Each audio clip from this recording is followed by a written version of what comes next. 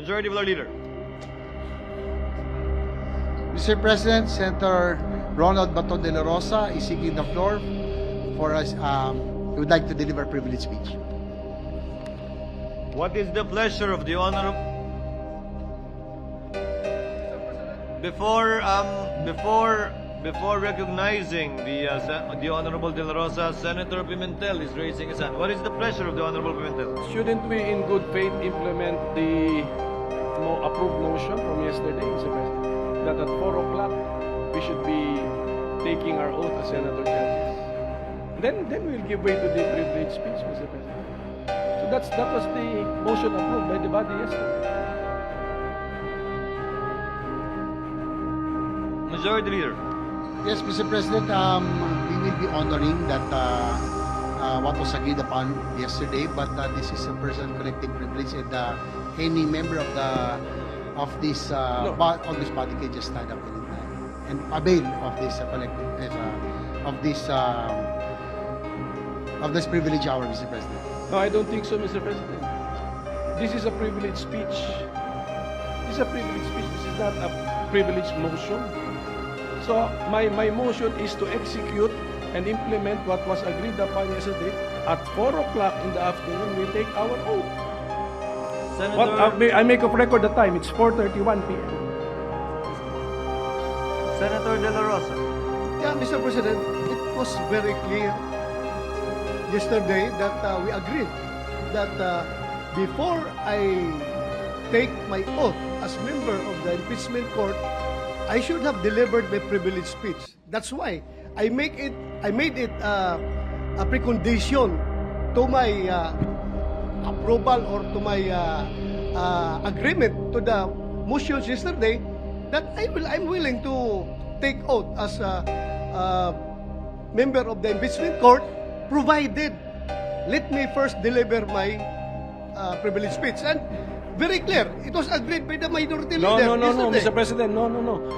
It was stressed the convening of the court. That was the issue.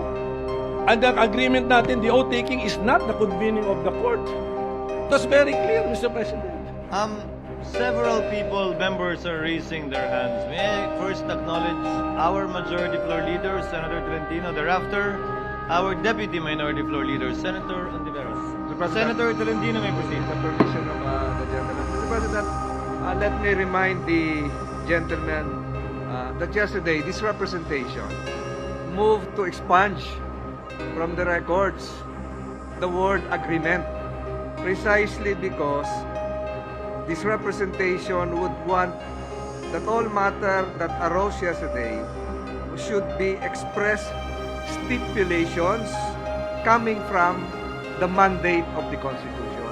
Yung agreement po siguro inalis na natin to reflect the solemnness of the proceedings yesterday. So, kung ano po yun na pag-usapan, Mr. President, siguro yung dalawang ginoon na lamang muli ang magkasundo, pero the record should not reflect the word agreement. Yung po lang yung sinasabi ko, Mr. President. Maraming salamat po.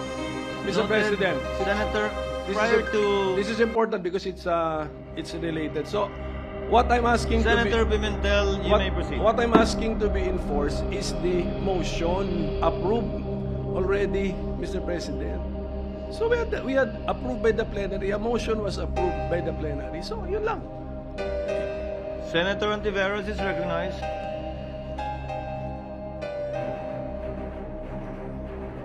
I second the motion of the minority leader, Mr. President. The motion to implement the approved motion. Napakahirap naman po magpatupad ng ganyang kasimple. Mr. President, under Section 3 of our Rules of Procedure on Impeachment Trials, the presiding officer shall administer the prescribed oath or affirmation to the members of the Senate then present and to the other members as they shall appear, whose duty it shall be to take the same. So yung pagka wala po o yung hindi pa po pagkasumpa ng ibang mga senador, hindi naman po hadlang sa mga present ngayon at manunumpa ngayon para magsimulang tuparin yung tungkulin namin bilang miyembro ng impeachment court.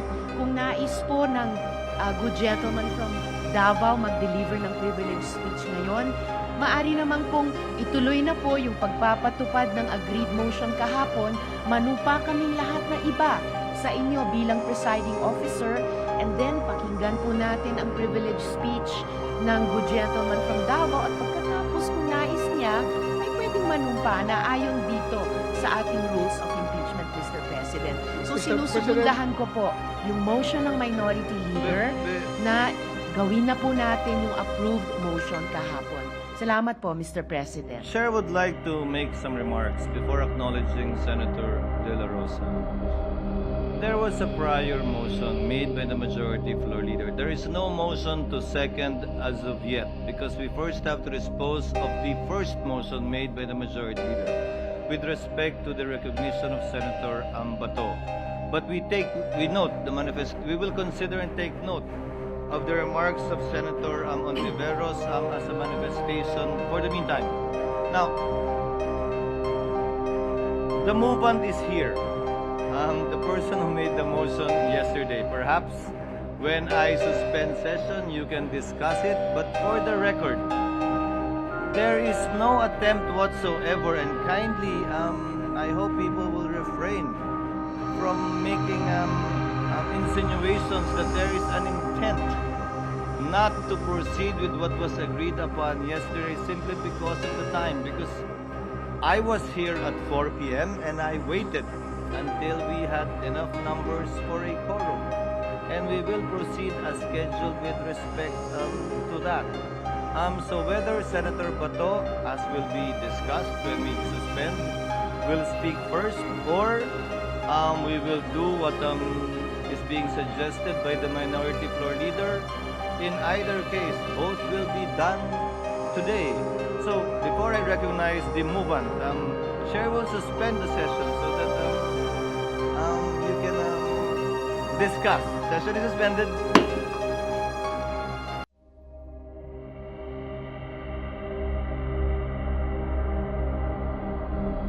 Session is resumed. Mr. President, Senator Cayetano is recognized. with the permission of the Majority Leader and Senator Bato, the Minority Leader, may I just offer some voice of experience. Actually, sinabi na to ni SP, pero I'll just elaborate. But let me start out by saying, I understand why the Minority Leader stood up. Yes, minority at mas konti sila, but they have a role to play. It's not only a very important role today, it's an essential role. It's not only a role in our legislative session, it's a role in holding the second highest person in our government accountable. They have fought for that not just yesterday, but the minority leader, despite running for Congress, have continued, in Tagalog, tinutukan to. And in fact, I have to apologize to him, medyo mas tama ka na yung forthwith means agad, pero tinignan ko na yung Filipino version, isusunod agad. In that context, makikiusap ako sa minority leader.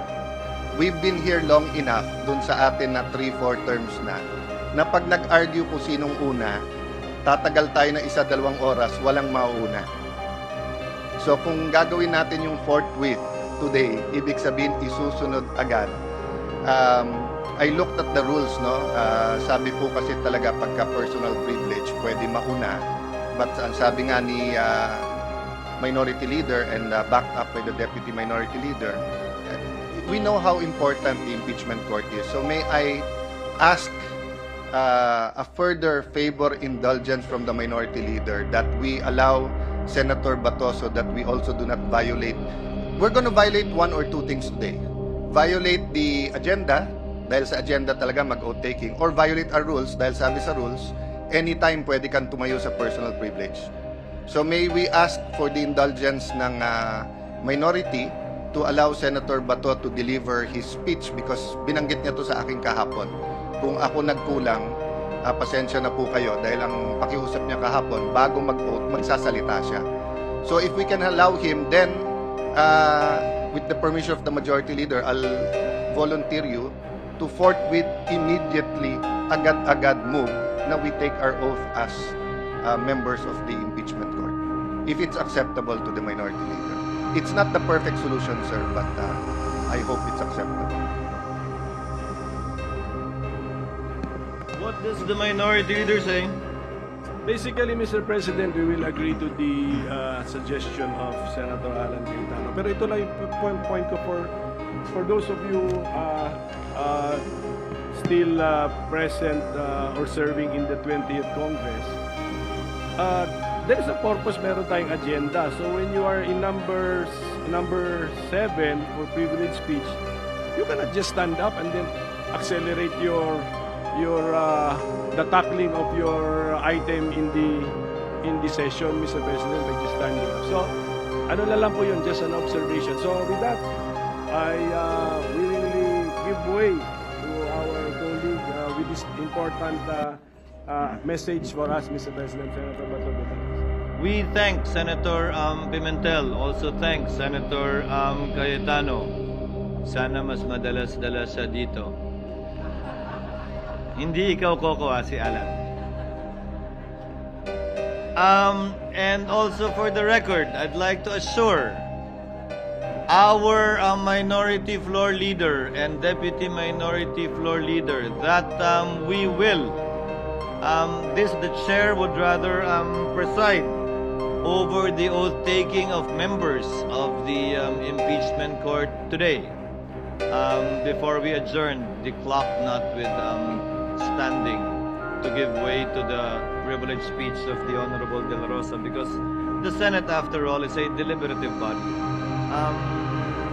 Everyone should be free to say their piece, subject to certain limitations, of course, and we are free to agree or disagree. And if the matter cannot be settled, for it to be put to a vote. If there are no other members who wish to state their piece on the matter, Chair now recognizes Senator Bato de la Rosa. You may proceed, sir.